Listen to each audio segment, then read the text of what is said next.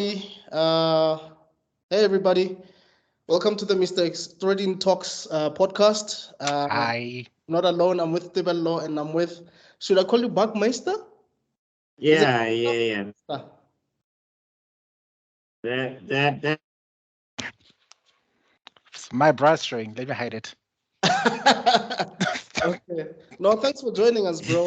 I'm a huge fan of your podcast. I think it's the Creatives. Is it the Creatives podcast or something? The Creative. Uh, I forgot the name now, but to be fair, Buffett, I haven't done that thing in a while. But yeah, the creative podcast.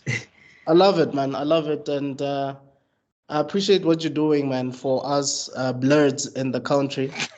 Um, we're actually a fan of your work. I mean, Tibela has mentioned you before on the podcast. Yes, I What have. he's talking about how you really want to recast T'Challa. Eh, And before I get started, I need to add one. I'm glad you're here because there's something I need to say publicly, a public announcement and an apology. I remember the first time we had this podcast, I said that Thor was richer than T'Challa. Yeah. Yeah, I'm gonna go in public and say I was wrong. I was speaking right out of my ass then. Yeah, I thought so. Because yeah, recently it's come through that the T'Challa's net worth is at 90 quintillion, Wow. and yep. he basically owns a couple of galaxies. Wait, what? He's basically a Sorry, you cut galaxy. out there. I'm saying T'Challa owns a couple of galaxies. Okay, I didn't know that. Yeah, intergalactic empire.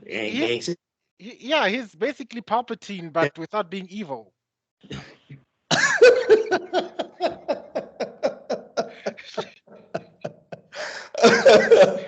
Oh, that is crazy. I had no idea.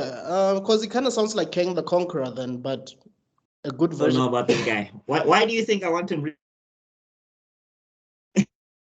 No, a character that powerful, I don't think they'll. I think they're too scared to recast him because he's basically what Batman would be if he actually had the nerve to pull the kill button.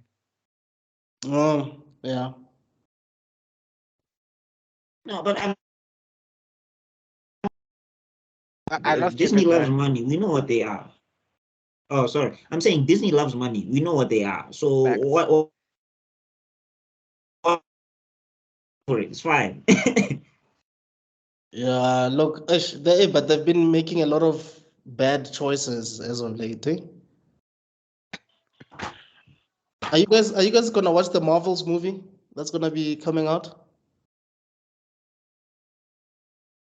Yeah, your face is Back. I'm not interested in anything. I want to, for the sake of content, I need to watch it. So it's right. like it's my job. It's your job. It's the passion is gone.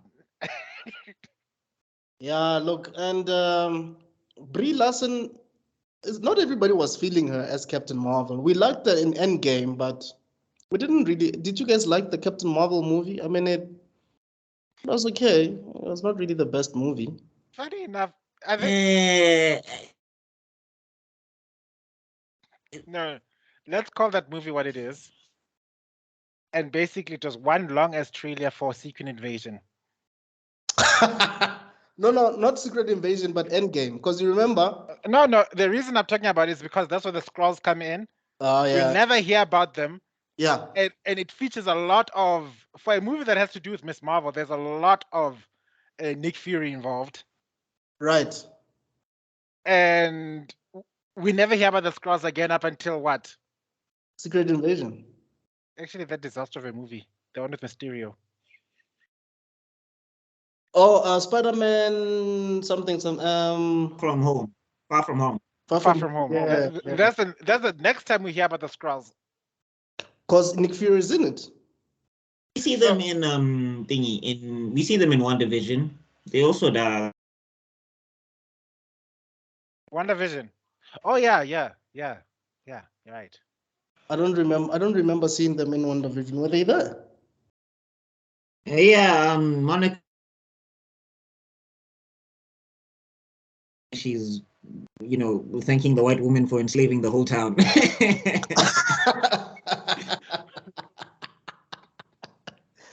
Anyway, guys, Oh, don't make I me just, say it. I just Let me not wanted us, say it. Let me not say it. I just wanted us to talk a bit about Young Justice. But a nice book about season 1, but I just thought we should talk about season 2.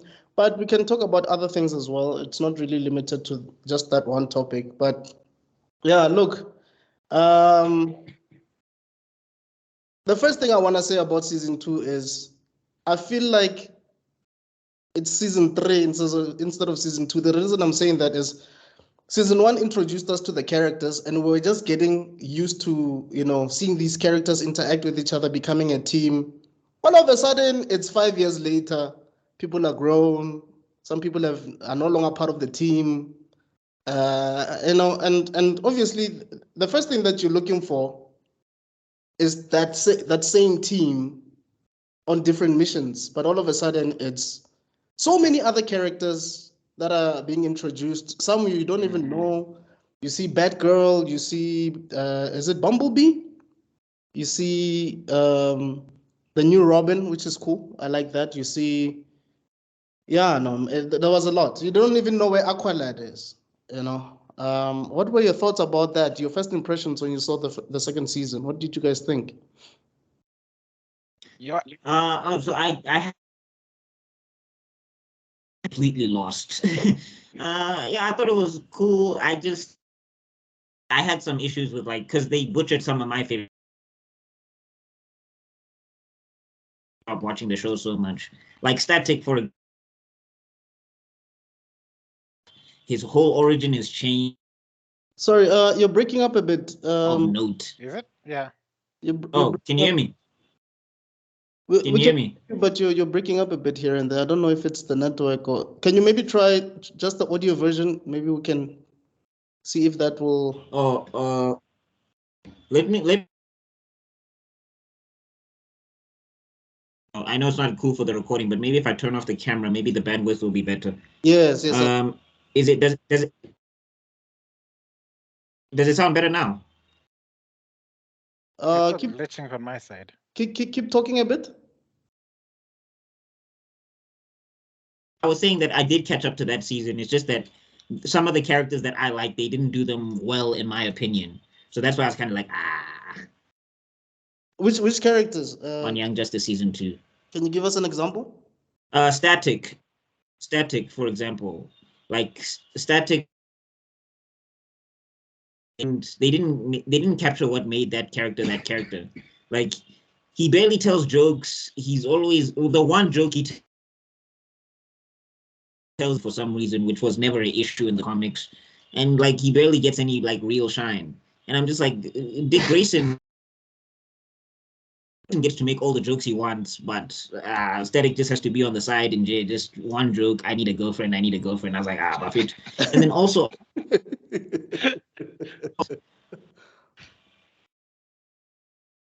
on top of that, the Robin that we get introduced to, Tim Justice is his team. Like Teen Titans was Dick Grayson, Young Justice is Tim Drake. So already I'm kind of like, guys, you're already taking the. Yeah. So I mean, I'm a comic book fan, so that's why it's it's difficult, But anyway. No, I get you. I get you. Okay, my thoughts were how do I put this? How do I put this in a healthy context? Season 2 is my least favorite season. What? Dude, I was talking to you some other time and you told me it was your favorite. What changed? No. I was confusing them because I was confusing season 2 with season 3. Oh. Yeah. When I look at season 2, I think a lot of things happen because it's both my least favorite, but a lot of things happened with characters that I used to hate in season 1. Like Aqualad becomes very interesting in season 2. Okay. Daddy issues, full stop, but still Right. very interesting. Right. We get a glimpse of what the light is up to. We get a glimpse to what the reach is up to. We get questions answered about what happened 5 years ago. Yes. For the life of me, if Batman is considered such a good detective, why would he let 5 years go by when a period of time in his life went missing? Makes no sense. I'll remain calm. I will remain calm. Okay. then yeah. Oh goodness, no. There's some things. Some of my favorite villains aren't there because barely even blip there anymore. Like, yeah, I think this season has the least amount of airtime for Clarion in all of them. Yeah. And Clarion the Witch Boy is my favorite character, in my favorite villain in Young Justice. Okay. So it's basically a season that was not meant for me. that's one of the things I can say about that one. It's it's a 5 out of 10. You know what I think happened there? I think they tried to make it an X-Men season in a sense that you have a lot of superpowered teenagers, right? And they have to work together. Then there's relationship issues. It's sort of like a soapy a bit because there's Lagoon Boy and Marvel Girl and Connor, right? Yeah. Okay. In that context, yes. But that's soapy stuff.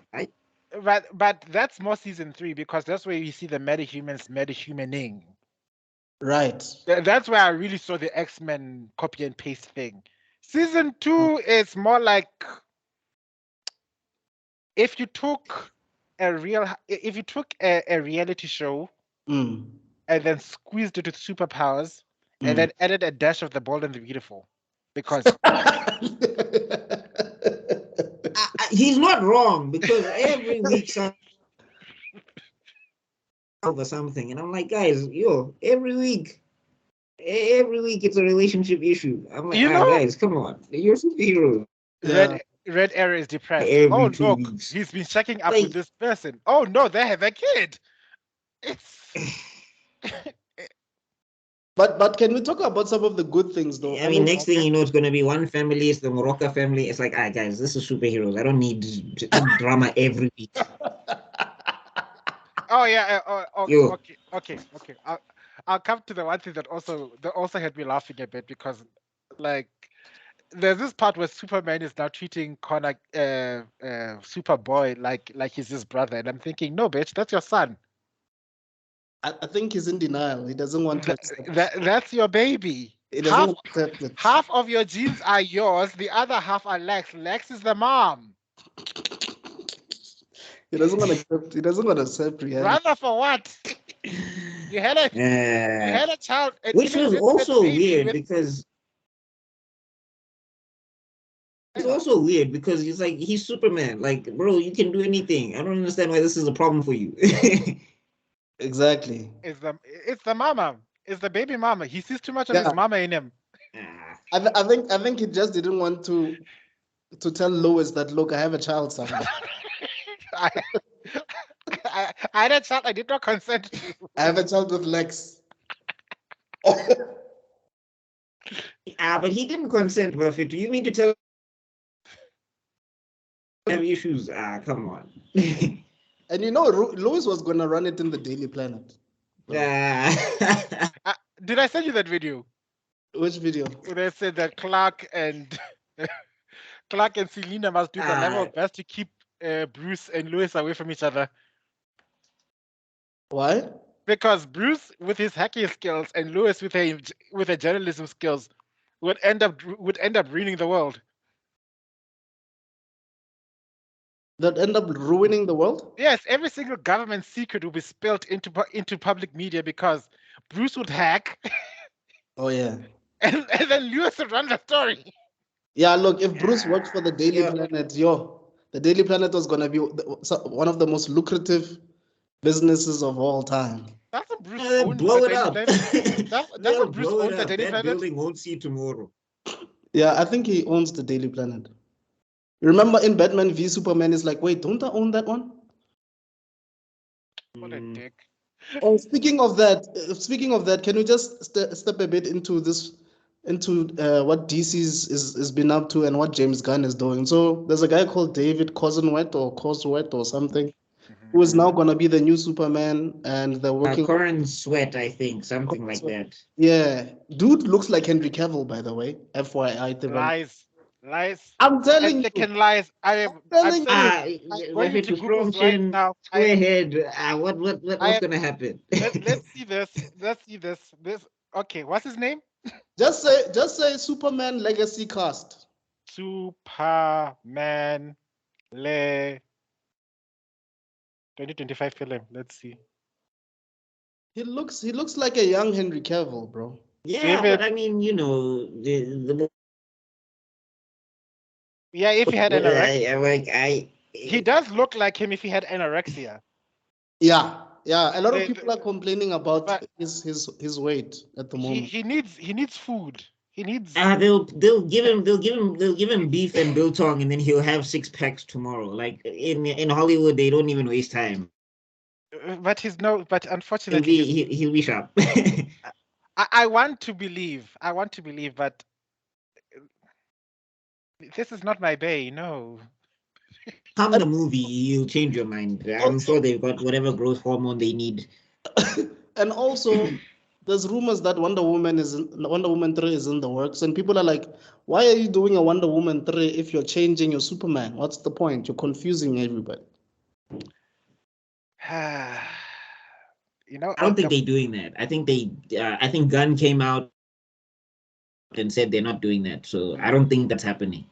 The only thing I wish is that if only can someone confirm that or just somebody take Gal what's her name, Gal Gadot or whatever her name is, to sit down and watch 100 episodes of Xena, and then bring that energy to Wonder Woman. Is it a fault though, or is it Patty Jenkins' fault? Because she's just taking direction at the end of the day. Taking direction does not excuse you from being able to portraying a character. That's true. Yeah, I'm sorry. She did fine in Wonder Woman 1. She was okay. Wonder Woman 1 was good. Wonder Woman 1 was going forward, they didn't know what they were doing.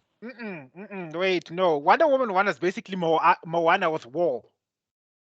I've never watched Moana. Yeah. Oh, it was Moana. But like, to be fair, in her comics, she story. So I'm not. In her comics, what? She had a similar story to what they did in Wonder Woman 1. So I kind of get it. Okay. I guess. That point is conceded. Even the Wonder Woman animated film that came out, I think in 2000 and I don't know, I don't remember. It was quite similar to the movie. So you're right. That whole Steve Trevor thing, landing in Themyscira, then now Wonder Woman has to leave with him to America. The only difference is that he dies. Spoilers. Yeah, that's true. No, you know what that reminded me of? You watched Dragon Ball Z. I was like, they stole this right from Dragon Ball Z. How so? Oh, that man blows up is the love life, and then she goes Super Saiyan. Like it's the same thing. I was like, but Victor, you stole right. Krillin's death. Come on now. That's the same way Krillin died. Whee! Boo. Yeah, boo. And then all of a sudden she has all the powers. I was like, guys, when did she become a Saiyan? What's happening? I didn't even think of that. I was waiting for that. I was like, no. The first time I saw it in the theater, I was like, yeah. Because that's one thing I don't like about that movie is that she's struggling. This guy, and I'm like, I like this. That's cool. Then she goes Super Saiyan and she just mops the floor with him, and I was like, it's just like that. Like Goku at least was bleeding. Ripped, things were happening. She's clean in the face and she's going Super Saiyan. I'm like, okay. I didn't. I thought like up until that point it was fine. Another thing, have you noticed many women superheroes don't really get marked all over their face? The most I've seen is a driplet of blood in Scarlett Johansson in the first Avengers movie. That's true, actually. No. She got rocked in Winter Soldier and in her own movie. Like Yeah. they do some things where she's got scars and things are going on. Yeah. Okay. Okay. It was probably her decision because she says she I doesn't. mean, again, it's comic books. Like, oh, sorry, go ahead. It's like she says that she doesn't Sorry, go ahead. being hypersexualized. So I guess maybe it was her decision to say, guys, please put some scars on my face this time, please. Yeah. I hope. Yeah. Anyway, let's go back to. We wanted to discuss what we liked about season 2. Yes. Let me start. I liked our introduction to Adam Strange. Adam Strange is one of the most underrated. Yeah, that was pretty fun. Yeah, he's one of the most underrated characters in DC, and for me, he's one of the most interesting because he gets to travel to different planets, even though he's taken by what's that? There's a beam that takes him, and then it takes him to Ran or whatever. So the fact that he was being consulted by the league, that they had, the league had to bring him up because he's well versed in that world, and that was really awesome. I honestly like that part about it, and also seeing the team also being transported there, and trying to help other people from different worlds, because it's no longer about Earth now this is a intergalactic problem. This is a this is a problem not on Earth only, but also like in other planets. That was pretty cool. Thanks to Savage. Mm-hmm. Okay, I need to do more research on Randall Savage. Yeah, I also like Blue Beetle in that season. I thought he was a fun Yeah, character. no, Blue Beetle was on point. Blue Beetle was on point. In fact, I think he carried the season for me. I wish Static was on point, but Blue Beetle's arc being low key, trying to get the Scarab under control. You can also see the Scarab is trying to defy the Reach wherever it can. And that was Black Beetle was like the main villain in that season, right? Yeah. Black Beetle. Yeah. Meat. From what I remember, yeah. He was actually voiced by Phil Lamar, the guy who voiced Samurai Jack and the Green Lantern in the original Justice League cartoon. Hey, Phil Lamar's my guy. Yo. Phil Lamar is on point, guys. Yeah. He has a delicious voice. I'll give him that. He's very good at actors of all time. Yeah, Guy did everything. He also did Static in the original 4-season cartoon. He voiced Static. Yeah. I think one of my favorite scenes of Black Beetle is when when Miss Marvel tried to face through the wall and he interrupted her. It's like, no, I'll also get. Then I don't know who was he fighting up against. And he said, I'll also get you through the wall, but I'll do it literally. Boom, boom. Yo. Like, yes, Black Beetle was such a cool.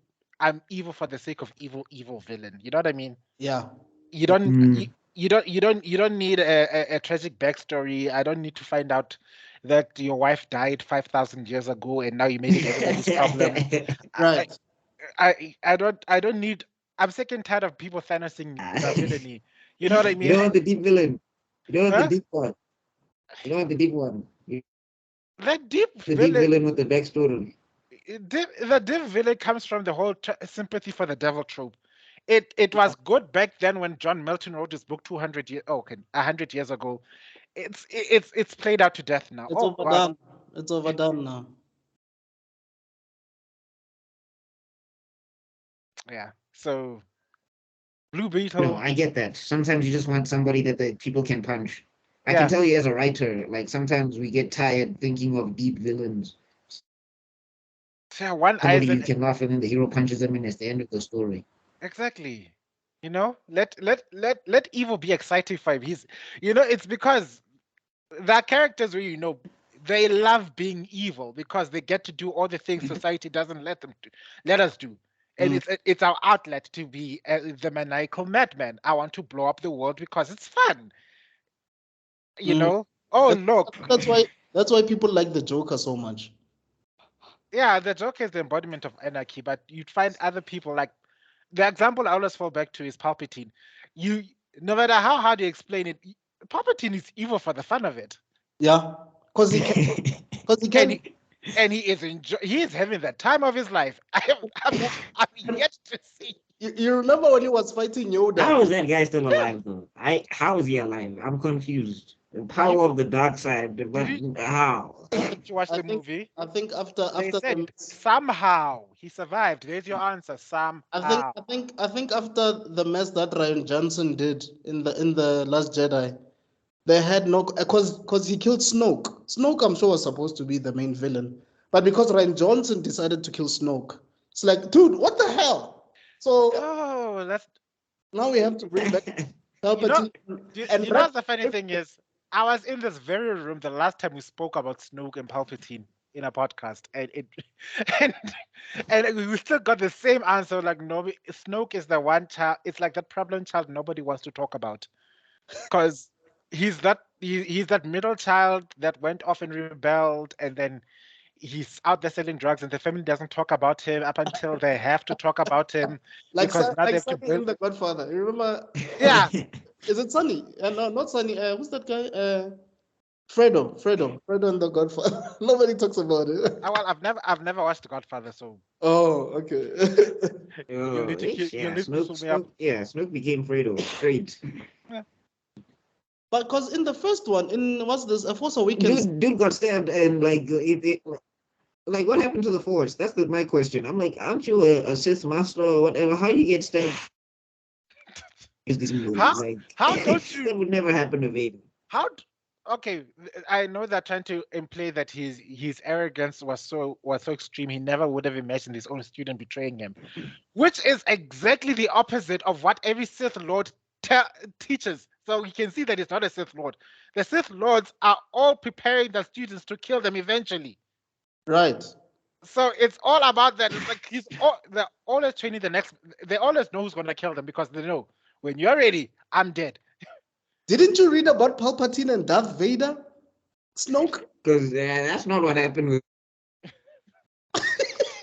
Hey, Palpatine was shocking everybody until they threw him down that well or whatever. Hold. He wasn't prepared to hand over for anyone. Palpatine did not go down. Went down swinging. Like what? Dog, politician in fit. He was on I'm not done having fun. That's anything. And he survived the fall, had babies, had Rey, was MIA for decades, allowed Snoke. That doesn't make sense. That doesn't make sense. Rey has to have like existed before the whole thing happened, because otherwise, like, how, when, who is this mom? Like, Disney must stop doing this secret.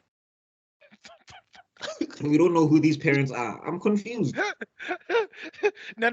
The whole cast, all the new cast of Disney Star Wars, they need to go on that Maori show because they need to have the DNA tests. Like, because why is it called Rise of Skywalker if she's a Palpatine? She's not a Sky. Yeah, if she's a Palpatine. What? I don't know if you guys saw this video on YouTube. It shows what happens after Rey says she's a Skywalker. They show the ghosts of Leia and Luke. They're like, "Oh hell no! You're not a Skywalker." No, that's right. That's right. I heard there's the one where that's right. Anakin having to, or was it what? No, it's Obi-Wan and Qui-Gon holding Anakin back. Oh, because Anakin wants to butt in. It's like, hey, what are you doing? Yes. Or there's a scene where he goes to the past and looks at Kylo Ren and says, "Listen, when all this is over, Rey's gonna bury my souls in the sand. Do whatever you can to stop her."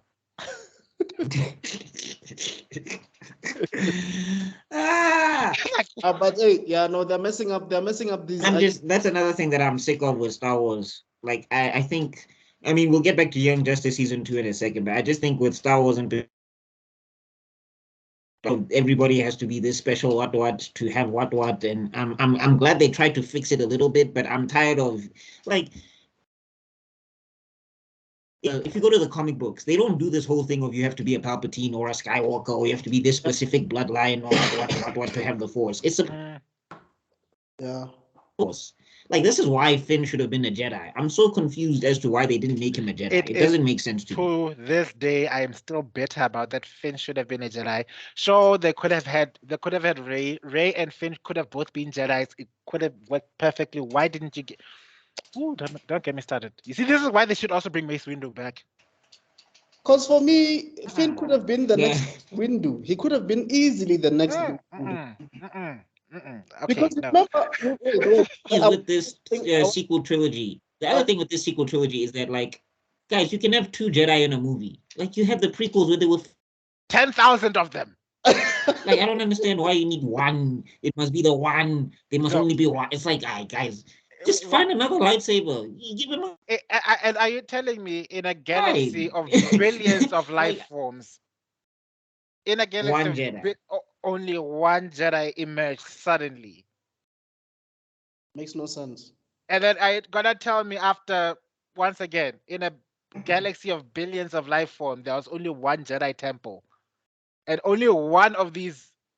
You know, okay, one of the quote unquote good things we are seeing from the new Star Wars miniseries is that there are a lot of Jedis that survived because it makes more sense for them to have survived. Yes. Ashoka being one of them.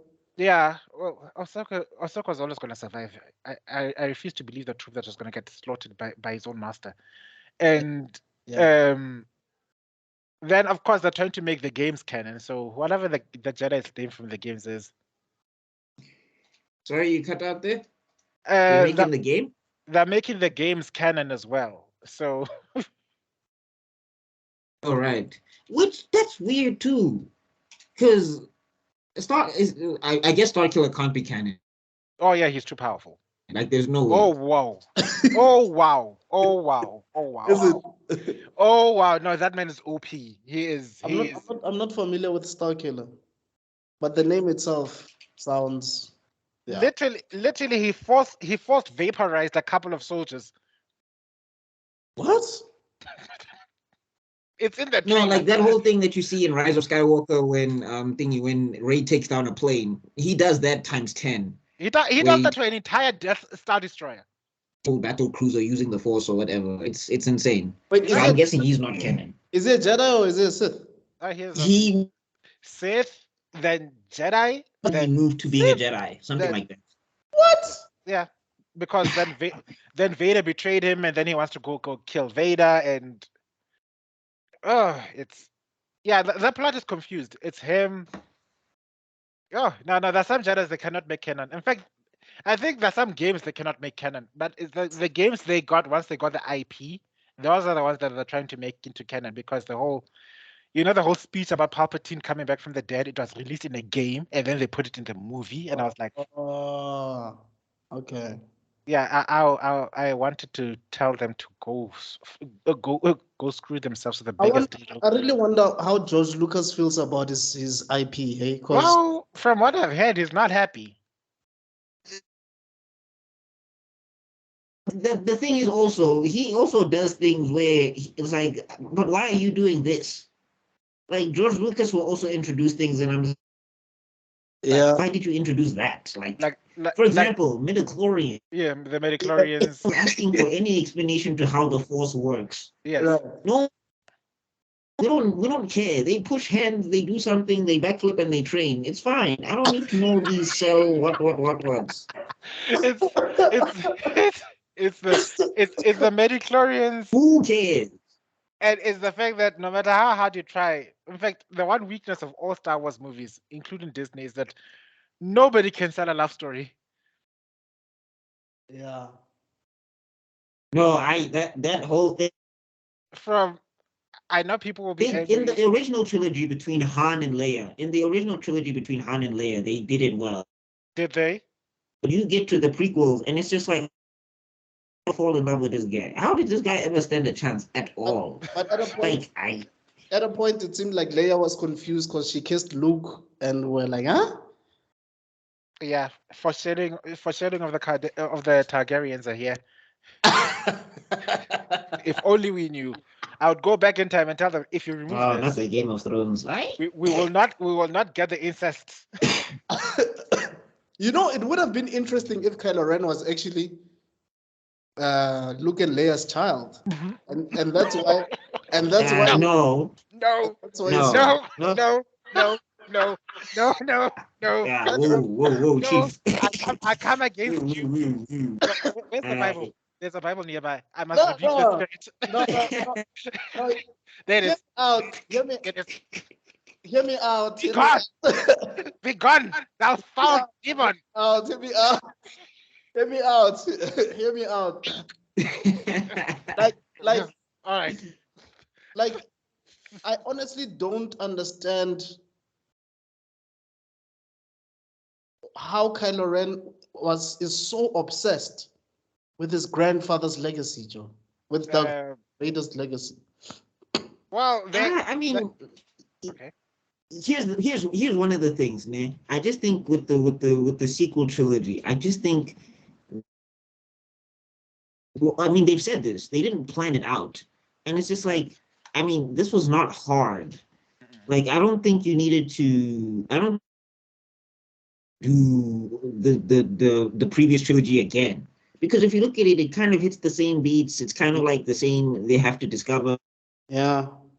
Yeah. Difference is that there's no Obi-Wan or Yoda. So that's why people get irritated with Rey, because it's just like, she's just unlocking powers. Like, hey, man, Yeah. how to do this? When like, who showed you how? Like, the Jedi mind trick. The first time we see it, Obi-Wan is like 80,000 years old or something.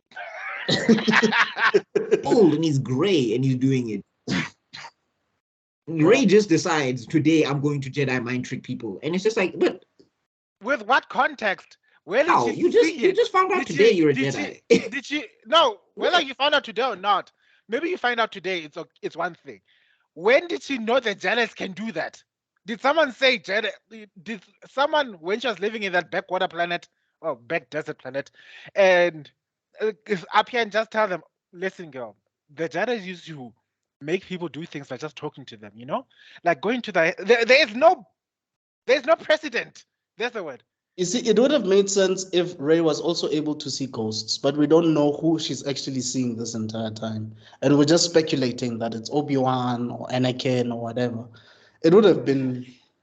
And then the plot twist would have been her grandpa Palpatine this whole time. This whole time, yo. Did you just think of a better? I get that's better than what they did in the movie. Did you accidentally just think of a better movie than they did? We basically did, yeah. Oh, Look, God, no. The only nice thing about that it's BB-8, man. That entire trilogy is BB-8. BB-8 is cool. And of course, Finn was fine until we get to that second movie. Finn was like something until we get to that second movie. Then I was like, guys. And also, character, that's why you want him to be a Jedi. Like, he has the most backstory. You actually know stuff about him. Now, I don't know anything about Rey. I don't know anything. Yeah. As he apparently has Jedi powers and was a Palpatine. And then also, like, Last Jedi, like, can they stop making this? We love old and they angry, and like, you know how many people were crying when Luke came back in The Mandalorian? I'm talking about grown men, like, have you seen the reaction videos? Did you see them? That Luke is back. And I'm just like, guys, why did you make him old and weird in Last Jedi? When he walked that hallway scene, I was seeing people were bawling. People were like having a religious experience. But you see, that's the same feeling I got when I saw Rogue One, that Darth Vader scene at the end, bruh. I was on my knees. Oh my goodness, that scene in Rogue One. I watched it in IMAX. I felt the pain of those people as they were being sliced by those that his lightsaber and the Force. I was like, you know what? I'm glad I'm not in that room. And I was on the front row. Do you know how weird it was watching a grown-ass man lift his arms up like he was he was assaulted by the Holy Spirit at that moment? I was like,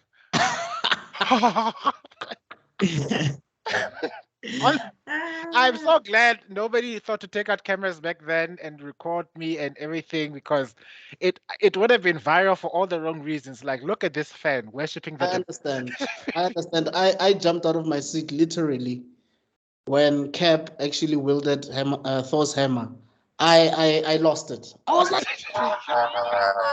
because I know the comics. Like I was just waiting for this moment, and then and then Cap says Avengers Assemble. I was like, oh. No, I remember everybody losing their shit when those portals opened, and then T'Challa walked out, and everyone was like, And you know what's the craziest thing about all of this? yeah. T'Challa was cast, man. Sorry. T'Challa was not gonna defeat Thanos, but we were just happy to see him. The king has returned. That's all we knew, is like the fact that it has to take what we needed. Wakanda's armies. Wakanda had the most powerful armies on Earth. Yeah. Full stop. Everyone would think, what, the special ops? Who? What? Where? And where the hell were what's those Green Lantern knockoffs? What are they called again? Nova Corps. Yeah, The Nova Corps. Nova Corps. The Nova. Where were they? There was half a universe that suddenly got deleted. I guess they were busy policing the rest, and then they suddenly came back.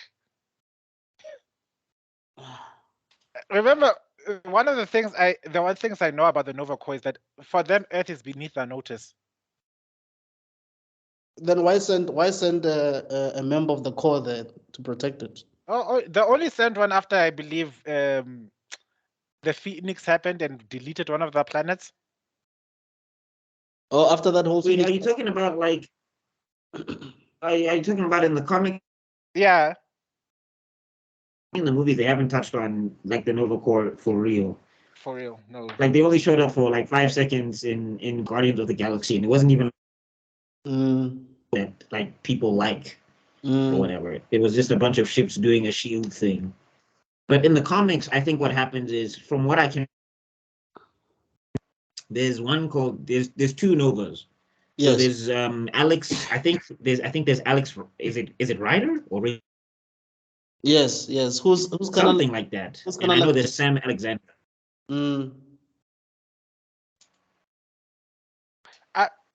Because I know one of them is like Hal Jordan. Sorry, you say? You cut out there. Oh no, wait. Yeah.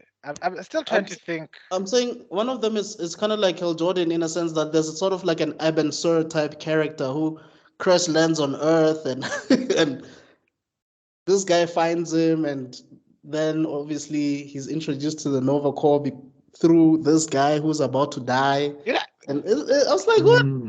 The way things are going, I need to ask the obvious question. Apart from X-Men and Spider-Man, what original stories have Marvel ever come up with? No, I mean Spider-Man, Black. I said apart from Spider-Man and X-Men. Fantastic Four, but like, you know, it's hard to keep coming up with stuff. I mean, sometimes some Ray has to shoot on somebody. Yeah. You know, it's like, you know, some stars, something. The one saving grace Marvel has is that it doesn't take itself seriously. I don't know why DC got this large chip on his shoulder, but yeah, no. But also Peter Parker. Peter Parker is like Clark and Jimmy put together. He's a photographer who wears glasses and works for the Daily Bugle. Like, and is broke. And has girlfriend problems. Like, that's Clark and Jimmy right there. I don't understand how he's still broke. I don't understand how this guy is still broke. He doesn't like. Remember, he's usually dealing with still issues, I guess. I don't know. It depends on where you look at him. Like 2000s, like early 2000s, yeah. But if you look at his stuff now, like in the comic books, and like there's a whole universe dedicated to this man. Yeah. There's a whole, he's fighting magic guys. There's a whole, like, he like, I'm just saying, for me, it's just like, can the bro just have a house now? the struggling Peter Parker story, because I'm just like, he has not been like, I don't understand. But you see, That's that's the the same thing thing. with Superman. Yeah. That's He's the been same thing with Superman. no Superman's one thing is Superman is practically a god pretending to be human. So even his bank account should look human. He's because he's playing make believe. There's no way. Uh, no matter how bad things look like for Clark Kent, I'll always remember. No, this guy's just pretending. I'll never get that. Oh no, this guy's really struggling. Whatever. No, no, no, no. They're gonna repossess your house. That He make doesn't it. even need to eat. That man eats for fun. Yeah, Like, if he flies by the sun, he's good. he's good. I mean, he could literally fly to Saturn, collect a few diamonds, come back. He's got enough money to settle anything Yeah, because but it raised diamonds in Saturn. also So, have you noticed that we don't really know how Clark is like as a reporter. We don't with Spider with Peter, at least we know he's a good photographer. Like we see his photos. With Clark, there's no article. Tell me one article that you know that he has published that is really good. oh wait, the obvious is true. Which other reporters do we know who see? Oh, look, he's a Pulitzer winning reporter. Well, apart from Lois, there's Cat I Grant. mean, Lois, but she's writing about Superman, and that's kind of cheating. But you know, But also there's Cat Grant, right? There's let me tell you something. What you know about Clark is that he is, especially and on a scale from 1 to Clark Kent, he's the biggest gaslighter in history. So he wouldn't want to do things that would get too much attention to himself. It will literally contradict his job. So he'd be a perfectly average reporter. right. He'd rather have Louis Lane get the spotlight because then everybody will kidnap Louis Lane, of which he can rescue, than have the whole world look at him. but that doesn't make sense. Like I remember Batman versus Superman. I was just like, reasons why Superman for me is a hard hero to get into. Like, even when we get to Young Justice, when he was complaining about Superboy, I'm like, Chief, this is not a problem for you. Just look at what you're capable of. Like when we get to Batman versus Superman, Lois is in Africa. She's somewhere far. Boom. Somewhere far. Sonic, you hear Sonic boom. She does it. She breathes twice. Yeah, and she breathes twice. Like, she just breathes. She didn't say. If you watch the scene, she didn't say anything. She just breathes twice, and he's. But then he can't find his mother. It. Yeah, no, that was the biggest. That was other country you can find this woman, but you can't find your mom. My guy. That was the then biggest. We get to Justice. Then we get to Young Justice. He's complaining about. You have every power. This kid is not an issue. If you wanted to ground him, you could literally just fly to solitude and lock him up there, and he wouldn't be able to get out.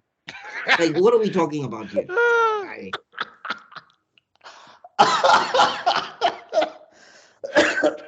But anyway, back to Young Justice, guys. I like how we are introduced to Nightwing. At least we know that, okay, this Robin is actually Dick Grayson. That's fine. And how he was dealing with, different teams. There was Alpha, Beta, Gamma. What was the other one? Yeah, he was basically the new Batman, right? Didn't they say that in some review? So he was basically the guy handing out missions. Yeah. And he learned from his dad on how to be a perfect asshole. Why did he keep such important information away from Superboy at the least? Makes no sense. Even Miss Martian?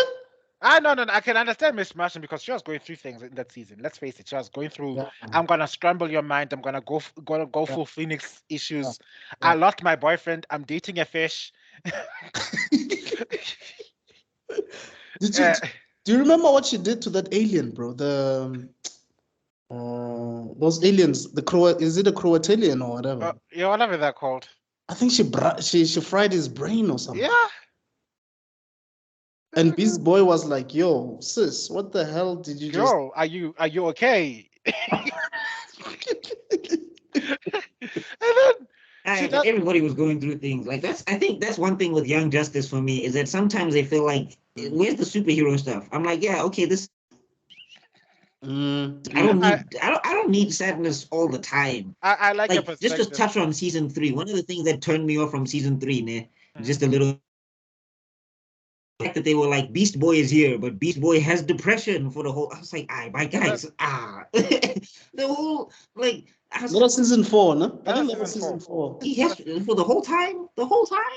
That was season 4. That was season 4. Yeah, but I'm just saying, like, even in season 2, you get to see Speedy had like you get to see like people sowing seeds of that. Where it's like, I don't need all of this all the time. Give me some downtime where people are smiling. I think the guys with the most depression. Please. It was Speedy. It was Red Arrow. It was that guy with that Arsenal. Yeah, so both Red Arrows had depression. Oh yeah. His whole clone. Because the clone was depressed that he can't find the real one, and the real one was depressed that he was kidnapped and nobody noticed. Which is another thing we'll touch up, because I know that my Batman fans out there, and I'm going to come after them. It's like, are you telling me Batman didn't notice? You see, Batman ain't all that. Guys, get off Batman's dick.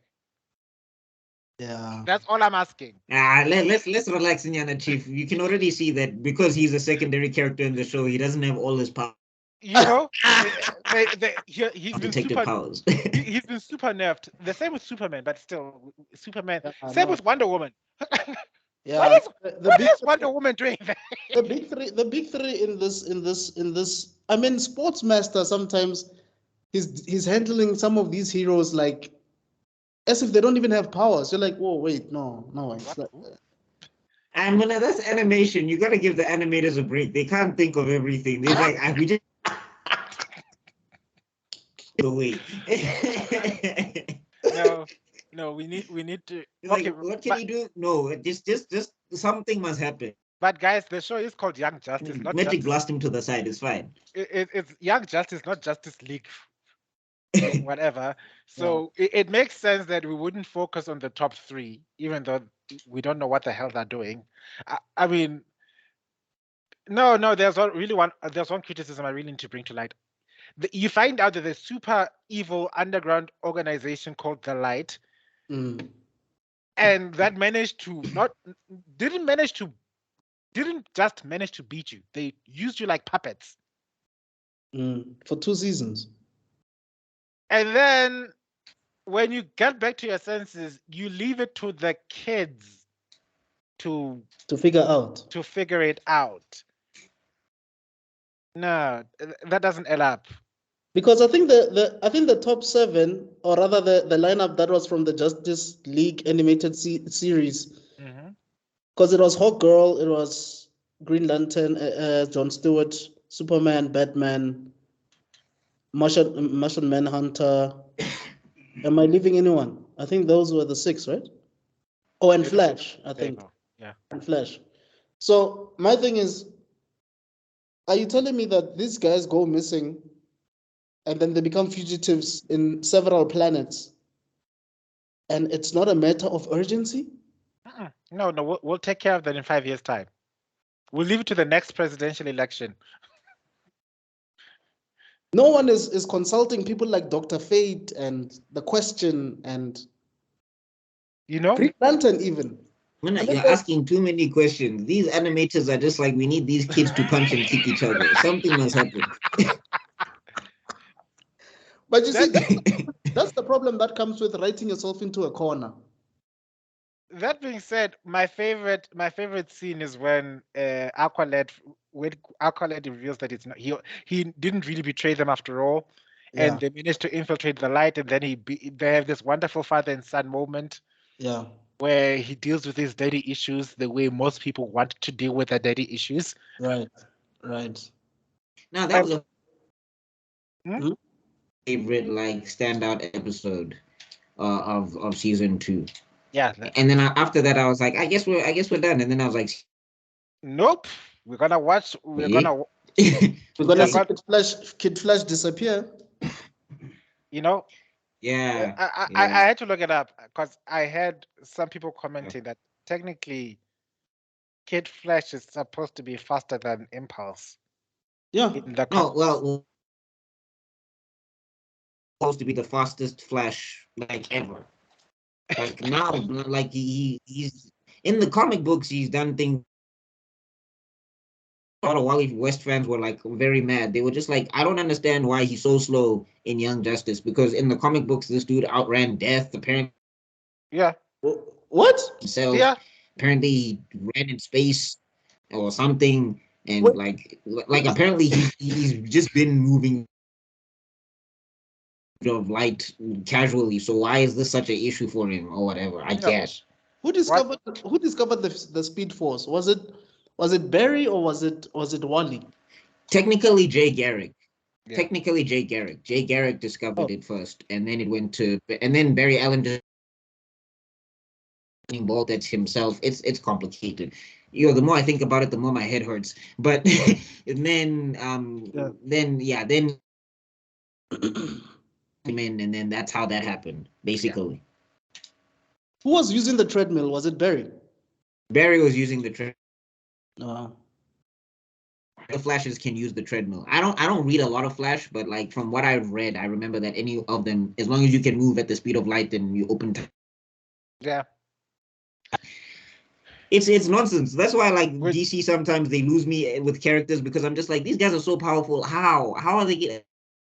I don't know who The said it problem for them. once. How is your villain is Captain Cold? That's the dude that's the issue for you. This guy who has a freeze ray. You can move at the speed of light, and a dude with a freeze ray is an issue. No, literally, you can move faster than your opponent's heart can beat. Yeah. Let's think about that. Yeah. And I'm not even talking about the Flash. I'm talking about how many characters can move at super speed. We've got Superman. We've got right. Well, we even got Dr. Fate. Dr. Fate, he can also move at light speed in some cases. So we've got super powerful, super fast characters who are like the guy said it quite well. DC heroes are just gods pretending to be humans. Where you find in Marvel heroes, they're like humans pretending to be gods. But which property has the better villains though? I don't know. Here's the thing with and I'll talk Superman specifically, because this has always been a question for me. I'm just like, Superman, why is Lex Luthor an issue? I don't understand. I don't get it. But okay, he's got kryptonite. You can like, he's got kryptonite, but you can I don't know, put on a suit. It's actually the other way. When he had your superpowers in the comic books, he just put on a suit and like nobody could hit him with kryptonite. And then like bro, this. He's a human being. He's normal. Like anything he plans, you can just, I don't know. You can fly to the sun, go get a power up in 30 seconds or something. Like Superman can hear in space. I'm gonna say something that might offend some of the Lex stands out there, and it's that the reason Lex is still alive is that Lex is beneath Superman's notice. Wow. No, Lex causes too much issues for him to be like underneath Superman's notice. It's this thing of they have to make all the time. No, and I'm just like, give him a better villain. I don't understand this businessman with his issues. Batman has a Joker, and we all have to agree that the Batman is just tolerating the Joker for the fun of it. I don't know why. The same can be argued about Lex Luthor and Superman, but then Superman, Lex Luthor is like a jilted ex-lover trying to do whatever it takes to get this man's attention. Naruto and Sasuke type of situation. It's the same thing. I was like, he will do whatever it takes to get. Okay. No, I got. My favorite. We can't. I'm Sasuke. Hold on.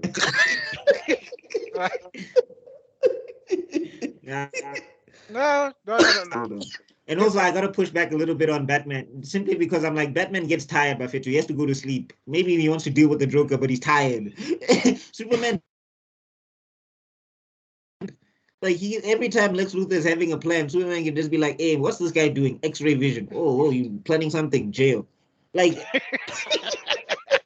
me, I'm just like, he's got too many powers. Like Batman can get shot. Batman has to go to the hospital. Superman just goes to the again. I like, for me, it's just like, all right, guys. Yeah, and that's why I'm saying Lex Luthor is basically Superman's ex. He is obsessed and he's still in love with this man. Prove me wrong. You know, When are you What? I've read the fanfics. I've read the fanfics. I'm like one of the original. Is it Tim Drake and Connor Kent fan stand out there? Like, no, these two are fucking. Mm-mm. Mm-mm. The fact that he had to go and clone this man when he died. You had to try and bring him back from the dead. That's how bad bro, I mean, bro, like maybe they just homies. He wouldn't resurrect your friend. And then to make things worse, the writers know this. That's why they made him Drake bisexual. Honestly, I'm not. Is what it is at this point. Yeah. The other thing is, just talking about Tim Drake for a second, and it's happening since Young Justice. It's happening. He has disrespected that character forever. DC, I'm saying, like with Tim Drake, they have disrespected that character forever. Like long before stuff happened. Like at one point, his superhero name was Drake. Literally, just Drake.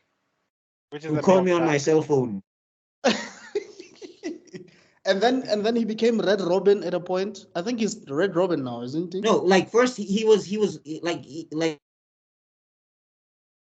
in because the DC and the continuity and the New 52 and reboots. What happened is originally he became Red Robin. After Damian Wayne came into the picture, so then he basically went out on his own. And then after that, once rebooted, then he started out as Red Robin because he didn't want to be Robin for some reason. Then they made the Teen Titans, and he was the least interesting.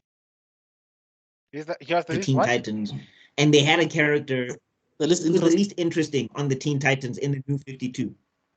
He was boring in that. You're on TikTok, right? Yeah. Yeah, there's this creator. His name is called the Panda Red, and literally today I just saw a TikTok explaining why Tim Drake is the most boring Robin. No. What happened? He messed up on him in New 52. Like he was so dope pre 52. He was a great character, and then they didn't understand what was going on with that character. But if you compare him to the other Robins, he lost Robin and he became Drake, and he had a brown suit. A brown suit with a D. We don't talk about him. We don't talk about him. Brown? No. I didn't think you bring him up. No, we do not talk about the brown suit. Brown? Brown. No. Brown like sand, like dirt. Ugly. It was bad. It was so bad. No. We don't talk about that thing. Superhero name, my guy. Nothing. But you remember, they were probably. And then they did what they did with him. And sorry, go ahead. I think they were probably copying what they were doing with Dick Grayson. Remember, at a point, Dick was like a spy, and they just called him Grayson. Oh Lord, yeah. He was called Rick Grayson. Oh.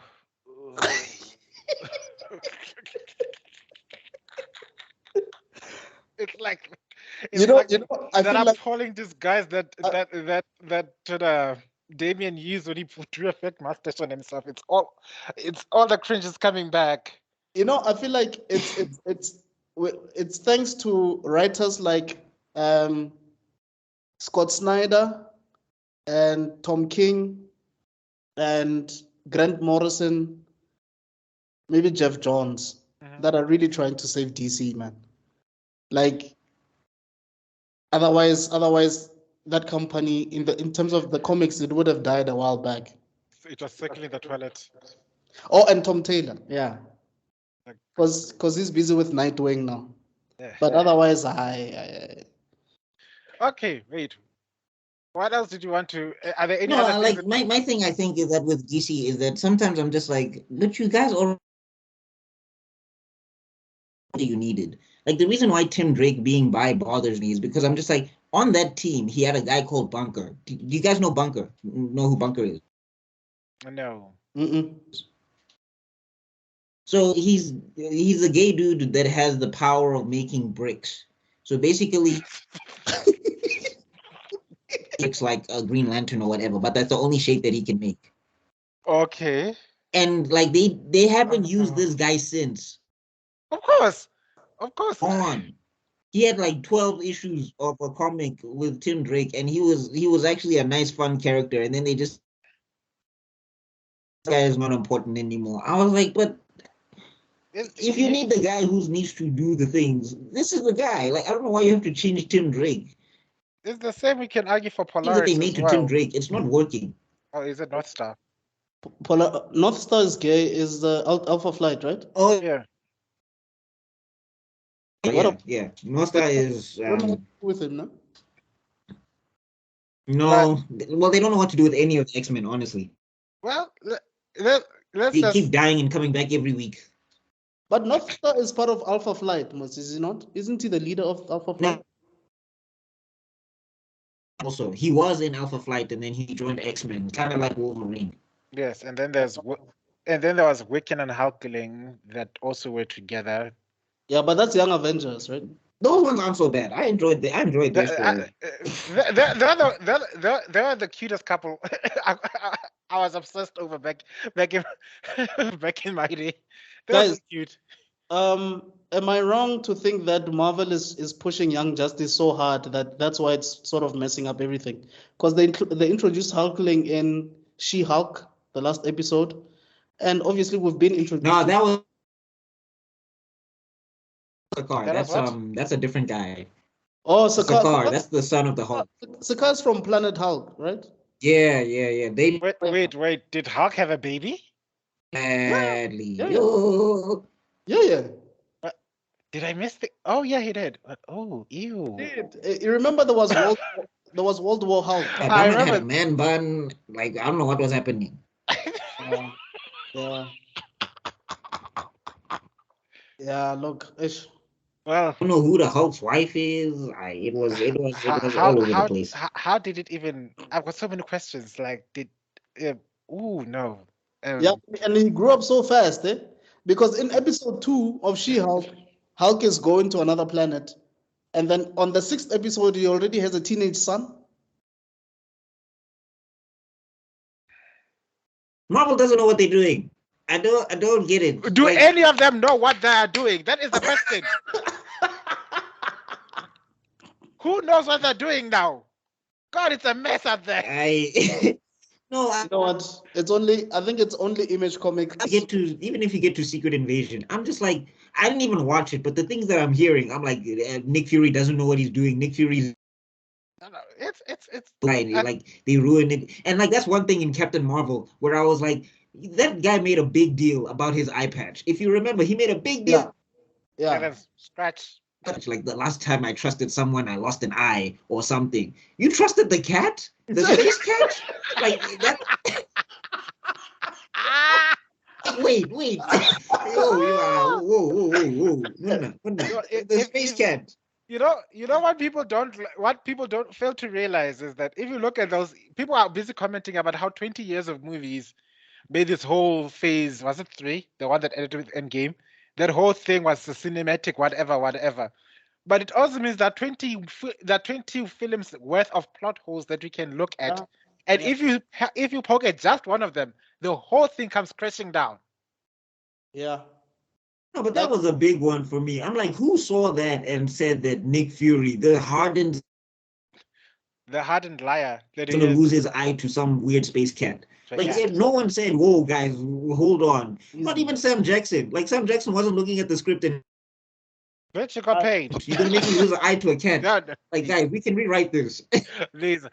After Star Wars, in fact, no, even after Star Wars, after Afro Samurai, Samuel Jackson just has been doing it for the money.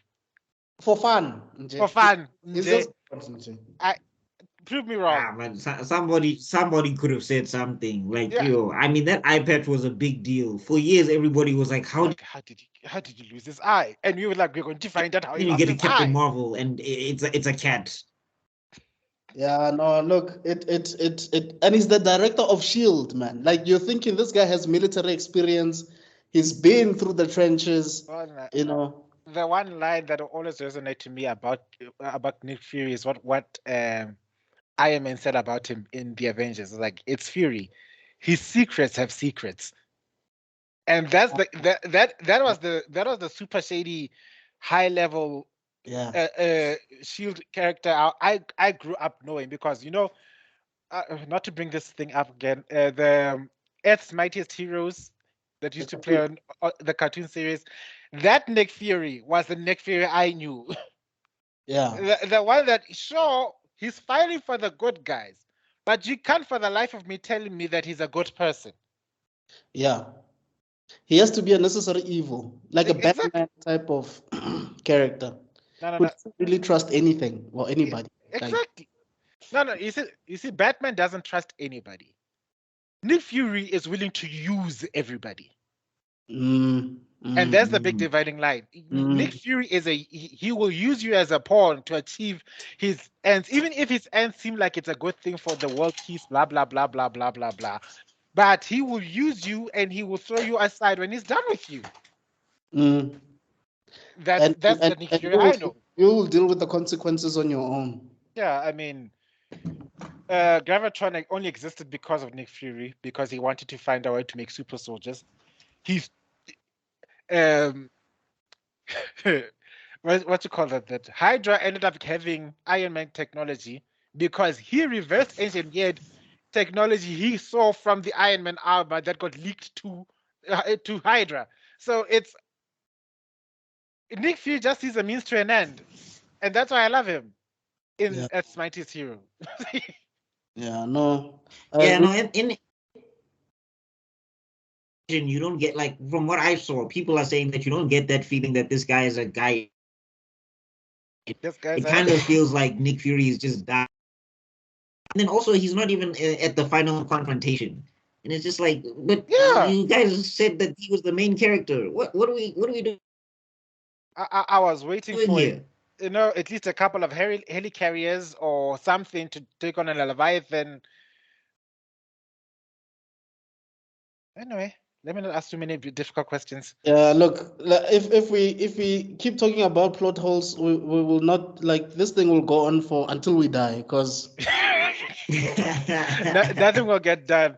And let's get back to Young Justice season 2. I think we said is pretty much everything we could say about season 2. Too many characters, too many subplots.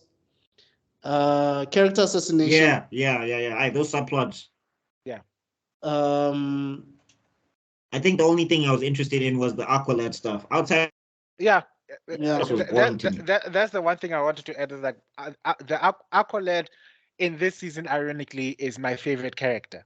Where in the last season I called him boring. In this season, we got to see a little more. He became a lot more interesting as a bad guy. He pretended to kill Artemis. For me, but then Miss Marvel went crazy and turned his brain into paste. And then you could also see that Black Manta, even though he's an asshole, he's also a godfather. I mean, he went to go get Miss Marvel, like, fix my boy. Yeah. For me, it's the Rand thing, as I was saying, being introduced to Tim Drake as being a leader. It's one of my favorite episodes. As you've mentioned, Aqualad. 2 minutes you see him. Who's that?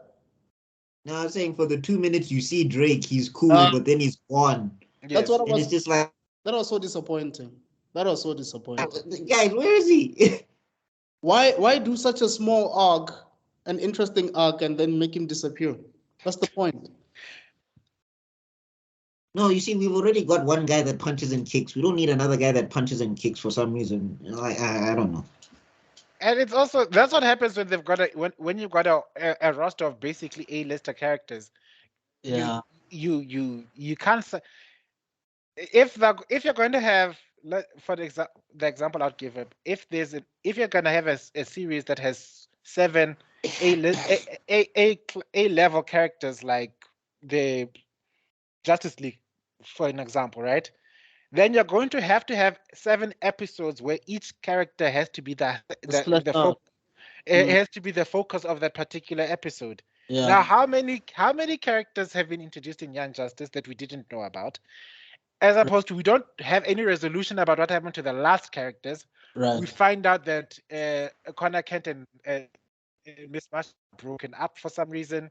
Right. We find out so many things that just happened that we just need to be okay with. And then, of course, they canceled the show, which pissed off people, and it had the long off season of how many years now? Until the I think maybe that's the thing also, like just the way you brought it up, like the way that they just dropped into I think that kind of also pushed me off the show a little bit because I was just like, when, who, how, I mean, yeah. Now we've got Blue Beetle, which is Blue Beetle is a powerful character on his own, and we need to figure out what's going on. And you find out he's part of the Reach. Okay, so that we've got that plot going on. But then we also have characters like Artemis. We've got also characters like, we want to know what happened with Artemis. We also want to know what happened to... There's Lobo. Oh, God, no, it was a hodgepodge. Yeah, no, it was a lot. And we also... I didn't mind so much because he's kind of just a chaotic character anyway. Like his whole thing is just to come in and mess people up and then leave. So I didn't mind that. Anyway, the characters that they added onto the team. I mean, Zatanna's there, and I was like, when do we learn about any of these people? And then we've got Rocket as well. I mean, I would have loved a more fleshed out episode about Rocket. She is such an interesting character. You gents, please, if you like that character, man, go check out this comic book series called Milestone, or Comic Book Company. Oh yeah, Milestone Comics. You can go read it online for free. It's from the 90s or whatever. I don't know if you guys have ever checked that out, but if you like that character and you like Static and everything, I know. These are amazing, and they're like 50. One is 50 issues, the other one is 40. I know they are from the Dakota universe, which was created by a team of black creators. Oh yeah. One of them being Dwayne McDuffie, who sadly passed away. Because Dwayne McDuffie, I think he created Static, and he was also the writer of some DC properties.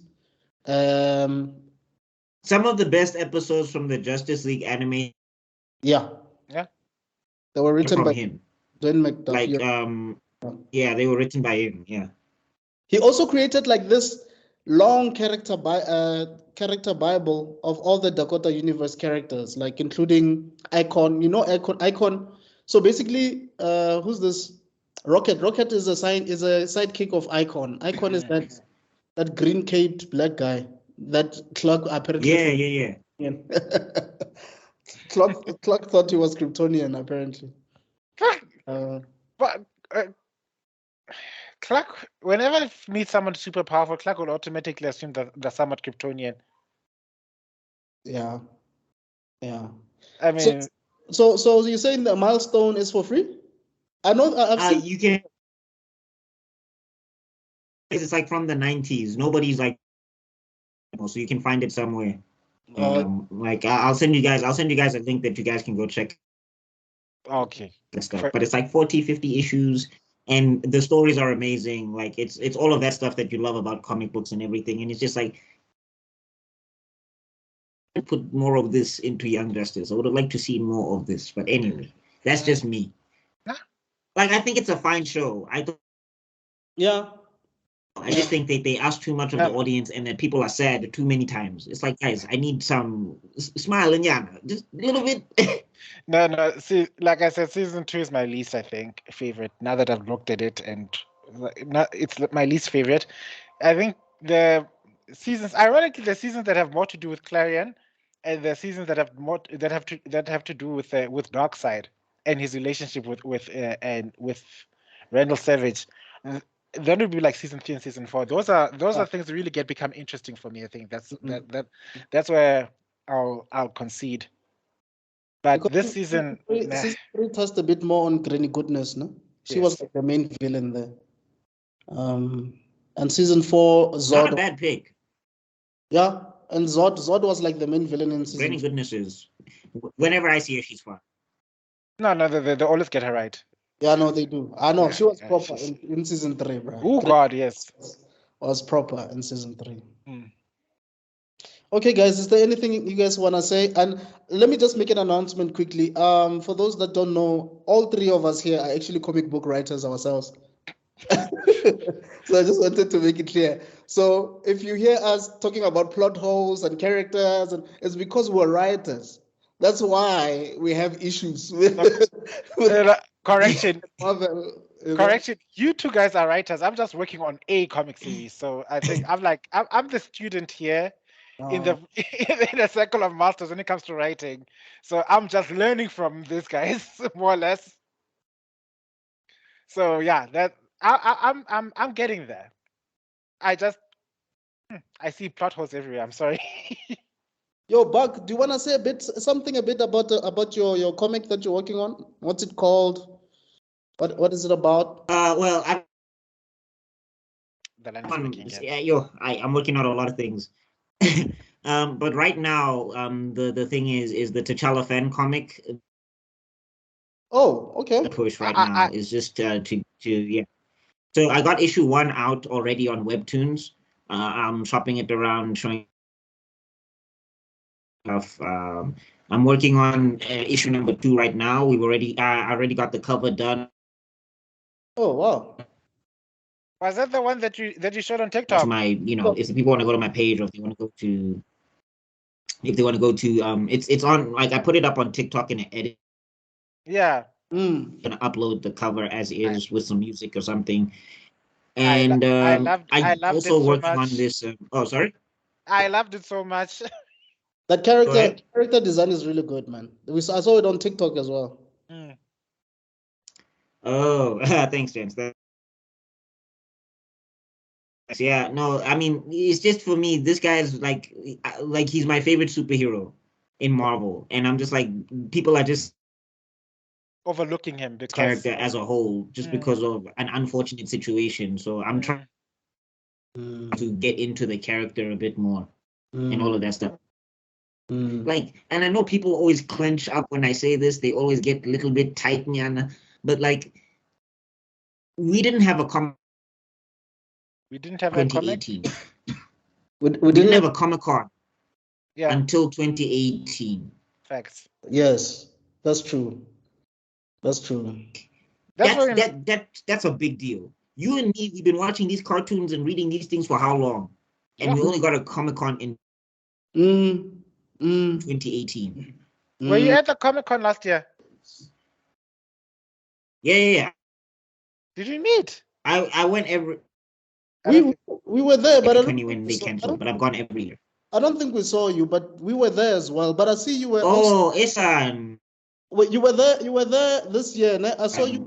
Okay, well, we should meet up at this one. You guys should actually, just to give you a little insider tip. This is, and I'm really excited about.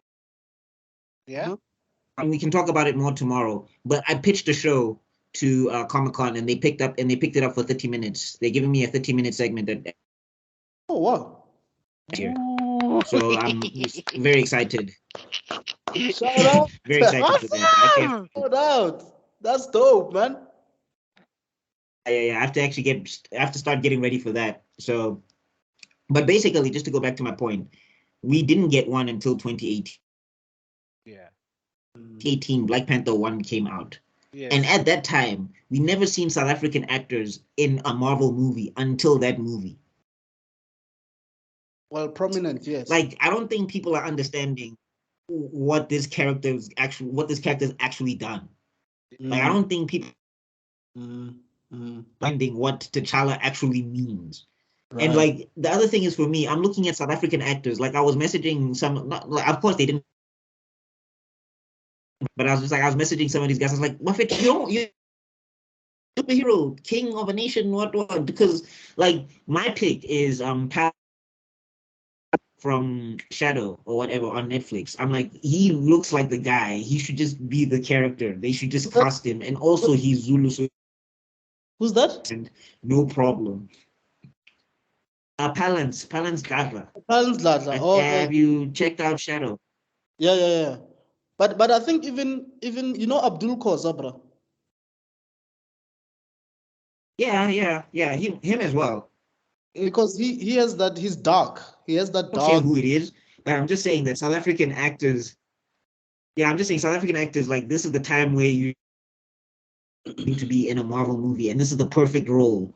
Like this thing, it's a big deal. So for them to bury this character, it doesn't help nobody. It doesn't help the MCU, because nobody in the MCU that's actually really likable right now. Like, not really. I mean, even Shuri, people are kind of they're so about Shuri. They're like, she's and it's just like, because also she was, let's also be fair. Like, Challenge Day, she was cheating. Like, Marco was wrestling a superhuman, and he just had to just be there. It's not fair. And T'Challa had to fight people without the herb. But anyway, that's another. The point being is that the character is. Oh, sorry, gents. Go ahead. I wanted to say that, it would have been interesting actually if Mbaku actually took the herb. Technically, he can't, but anyway. He can't? Sorry, say again? I didn't hear you. I'm saying it would have been interesting if Mbaku took the heart-shaped herb, but Tebello says he can't. Here's the thing. In the MCU, they came up with this thing where they just made it a super soldier serum. Yeah. I don't know why. It's in the comic books and in the cartoons, you have to be of the royal bloodline to be able to take the heart-shaped herb. Anyone else that takes it, they'll either get attack. That was what I thought. But like with but anyway. Yeah. With Wakanda in general, everybody has their own way to power up their own avatar. Like, M'Baku in the comics also has powers. So like that's the thing that kind of made it like it's a Hollywood thing, but it was kind of like Issa. You could just explore the other tribes in Yana, give them all their own thing, let M'Baku have his own thing. But isn't M'Baku a villain in the comics? All that, he doesn't need that. Like, find something else. M'Baku is a what? Isn't M'Baku a villain in the comics? Well, he's not anymore. They changed him because of the movie. It's a long story. Obviously, Winston Duke came and did too much for that character. Yeah, he did. Us to see him as a villain. I was prepared to have him as a villain in the original movies, because that's how I remember him as. It's like when I saw M'Baku, I was like, oh, okay, yeah, he's gonna turn himself to stone, yay! They did a whole Black Adam Venom thing. Yeah. Because Winston Duke is gorgeous. But like the other issue is that like they characters out to make that happen. Like, Wakabi is he's a big homie of T'Challa's in the comics. Like, they're childhood friends. He's second in command of Wakanda. Up together. So for them to take this guy and then they just make him who they did in the movie, it was just like, But it's Hollywood. Like, it's Hollywood, and that's why my thing is, you didn't have to kill T'Challa for this nonsense. Like, you didn't have to kill the character for this. Come on now. It's if there's one thing I've come to the realization as we can probably get a little bit more into it tomorrow when you guys actually give me like the proper interview. So cold and bitter. The whole deal on how I feel. But but I'm also pushing something called Black Fist. So Dragon Ball Z fan, so I always wanted like an African type of Dragon Ball Z thing happening as well. So it's also on Webtoons. This is out now. The link should be in my bios or whatever. But if you need to message me, you can on Twitter or Instagram or whatever, and I'll make sure to get and all of that stuff for anybody who's looking for it. But yeah, that's basically Dragon Ball Z meets Black Panther in a sense. Yeah. Okay. So those are the two things that I'm kind of pushing right now. Oh, dope. You, Tibello, is there anything that you want to plug that you're busy with? Just subscribe to KC Media. We are back at it. We are finally going to release our. I think by the time this comes out, we'd have released our first podcast by then. I'm not sure when you're going to be uploading this. Yeah, so go follow us. We're going to have special announcements. Things are finally happening. Thank God, it's been too long. War Angel is finally going to be published. Yeah, goodness, there's so many exciting news. So many exciting news. I'll fill you in. That's cool, man. That's cool. I like KC Media content. And funny enough, all of us are running YouTube channels. That's the other thing that. Yeah, we need to put all our various links here. Yeah. So please send them to me via WhatsApp, guys, and then I'll put them in the description below. From my side, no problem. I'll just send you the link tree that has everything. Oh, great. From my side, I'm busy with. Okay, I have more than 30 stories. Let me just put it out there. Yes, right. I know. I've seen them. I've seen them. That I've been working on since 2002, basically. Technically. Yeah. So just working on one of them every time. But I think the ones that are quite solid for me, I would say there are at least 4 to 5 stories. But I can draw. I can come up with ideas and characters and plot points, but writing down and dialogue is a bit of an issue for me. So I have started now outsourcing some people who can assist me with that. And I'm also outsourcing artists because I can't do everything, The only thing I'm doing now is just covers. But I'm pushing, I have 4 YouTube channels. So there's Mr. Extrodin Thinks, which is where this is going to be. Then there's Mr. Extrodin when I'm drawing.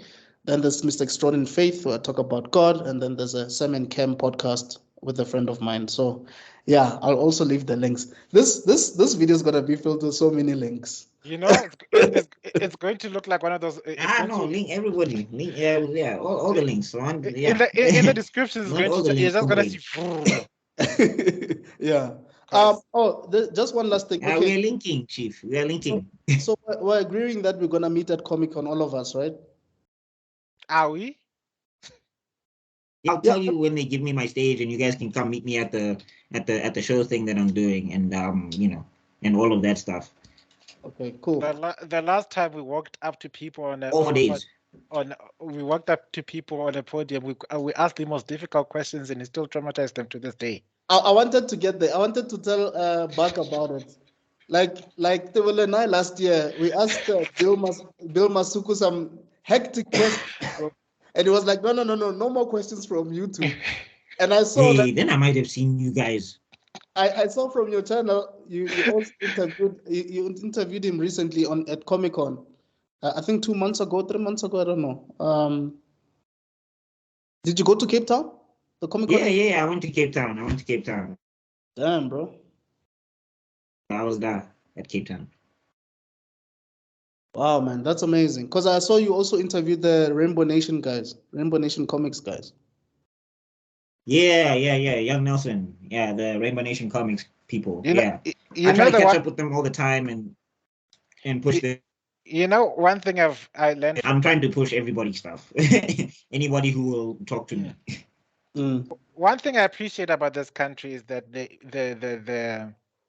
we have such a talent. We have such a writing talent. It's unbelievable.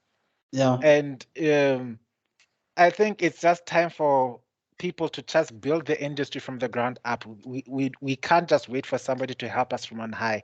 If we build it from the ground up, I'm not being delusional, or rather hopeful in thinking that we could actually outperform Hollywood.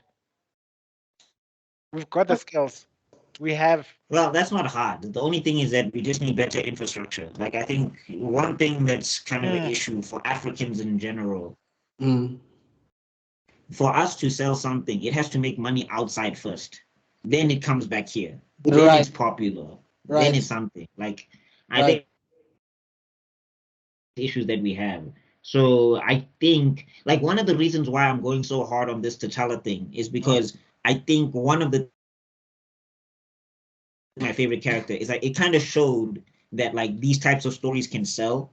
So if you kill that franchise quickly, you're also killing like an entire genre for a while. Like we can do it without T'Challa, sure, but this character is going to make it a whole lot faster. Didn't they already do that with Super Strikers? Would Disney have ever with Kizazimoto? You know,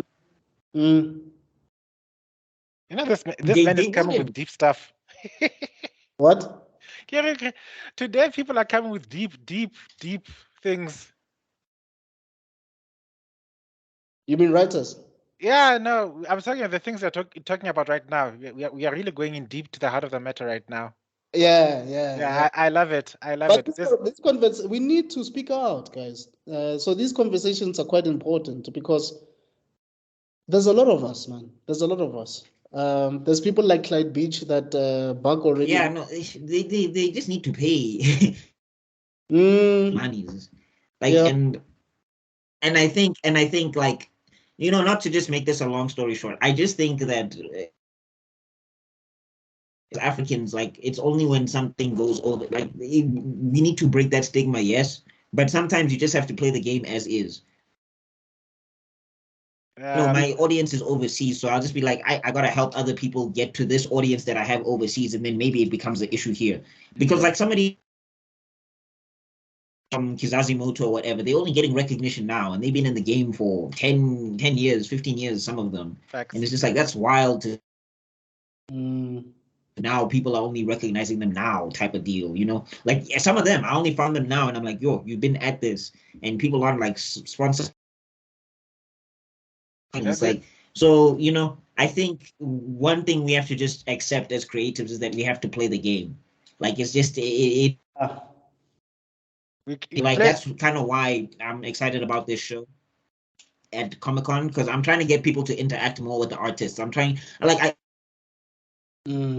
the con just to be like a regular con in J, where we don't, you know, where we don't meet up with like artists and all of that stuff, and we don't, you know, like there needs to be some sort of platform going on with this stuff, because I feel like right now it's slowing down. Like right now, like the con is just becoming a place where people just go and figure to get an old comic book and then they buy. Like the new talent's not getting the push that I believe they need. So yeah, I mean, as much as we must speak out and as much as, you know, we must make noise about it, we also just have to understand that sometimes we have to find success outside and then come back. Yeah. Personally, but like that's just what it is. Yeah. I like the mindset. I like where, you know, I like these types of discussions that we're having right now, because they just strengthen all our resolve to keep pushing for this thing. We wouldn't have been working we wouldn't work on our respective fields for so long if we didn't believe in it. And we wouldn't work in these respective fields for this long if we didn't believe that we can succeed from it, I think. And what needs to be highlighted is we need platforms like these where you can be able to discuss different ideas and different ways to get the ball going, because what happens is that everybody believes they're an island, and we are more alike, and there are more of us than what meets the eye, and it shouldn't take Cerebro to find all of us. That's our problem. Yeah. No, man, I'm glad to hop on panels like this and to also see fellow South Africans. Yes, you know, to have South African time zones, because hey, Chief, these people overseas, that time you have to wake up at 2 a.m. in the morning. Oh yeah, we've been on that train today. Now you have to be like, yo, it's 2 a.m. You got one eye open, but you have to be entertaining and relevant. Yeah, right. Right. Because some of these people are talking about maybe comic book issues that you haven't read yet, and you're like, hey, I don't know what you're talking about. Yeah. Yeah. Anyway, Yeah. Okay, guys, I'm No, but gonna. I mean, we'll build it, we'll grow it, and I oh, like. oh no, it's inevitable now. I'm The excited for countdown is that we began. need to understand as Africa and South Africa, we're next. Like I Yeah. think people need to understand that we're very much next. That should be the title of Big this wave of podcast. entertainment or whatever is. Hmm? That is the title of this podcast. So Africa is next. Oh, dope. All right. Yeah, because it is. It is. Guys, thank you so much for watching. This is the first episode of Africa is Next podcast. Yes. As Tibela has mentioned, and thanks a lot, Buck, for coming through. We hope you'll be a regular guest, man. My gift to you, my gift to you. Yeah. We hope you'll be a regular guest, man, so that we can talk about so many things. I feel like a lot of South Africans want to know a lot about the comic book culture, a lot about our thoughts about things that they might not even know regarding comic book characters and so on. Yes. So it would be great to have someone who we can talk to about these things without over explaining everything You know, before we even get to the point of what we were trying to say in the first place. So yeah, man, you're definitely welcome to No, come. I'd love to be back. I'd love to come back. I'm Yeah. very down to come back. That's awesome. Okay, guys, thank you so much for watching. Don't forget to like and subscribe, and we'll definitely see you on the next episode. All right, cheers. peace. Peace Yay. out.